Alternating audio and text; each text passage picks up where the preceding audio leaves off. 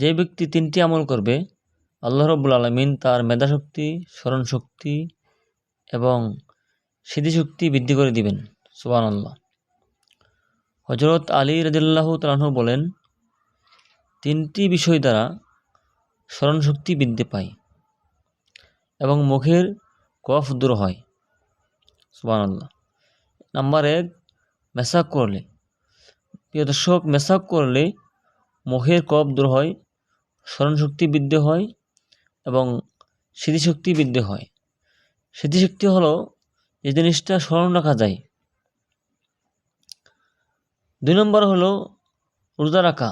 যে ব্যক্তি রোজা রাখে আল্লাহ রাব্বুল আলামিন তার মেধাশক্তি বাড়িয়ে দেন।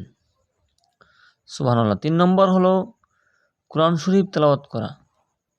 প্রতিদিন নিয়মিত যে ব্যক্তি কোরআন শরীফ তেলাওয়াত করে আল্লাহ রাব্বুল আলামিন এর উসিলায় তার স্মরণশক্তি বৃদ্ধি করে দেন।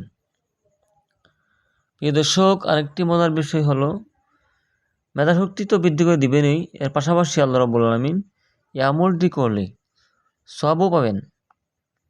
যে ব্যক্তি মেসাক করে, নবীজি বলেছেন, যে ব্যক্তি সবসময় মেসাক করে মৃত্যুর সময় তার কালেমা নসিব হবে। এবং যে ব্যক্তি বেশি বেশি রোজা রাখে, রোজা হলো জাহান্নামের ডাল, অর্থাৎ জাহান্নাম থেকে বাঁচার ডাল হলো রোজা। 3 নম্বর আমল হলো কোরআন তেলাওয়াত করা। যে ব্যক্তি কোরআন তেলাওয়াত করে আল্লাহ রাব্বুল আলামিন তাকে অগণিত সওয়াব দান করেন। সুবহানাল্লাহ। এজন্য আমরা এই 3টি আমল করব, তাহলে আমাদের মেধাশক্তি বাড়বে এবং আমাদের স্মরণশক্তি বাড়বে। এর পাশাপাশি কি হবে, আমরা সওয়াবও পাবো। প্রিয় দর্শক, আমাদের ছেলে মেয়ে, আপনাদের ছেলে মেয়ে যারা আছে তাদেরকে 3টা কাজ অভ্যাস করবেন। প্রতিদিন ঘুম থেকে উঠে ছোটো ছোটো ছেলে মেয়েদেরকে মেসাক করাবেন, তারপরে তাদেরকে পড়তে দিবেন, আর ঘুমানোর আগে মেসাক করবেন, প্রত্যেক নামাজের আগে মেসাক করবেন।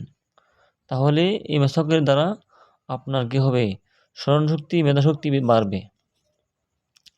এরপরে কোরআন তেলাওয়াত করবেন, রোজা রাখবেন।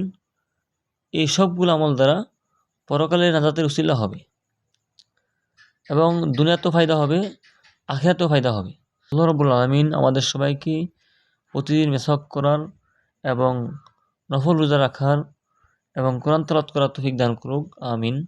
আসসালামু আলাইকুম ওয়া রাহমাতুল্লাহি ওয়া বারাকাতুহু।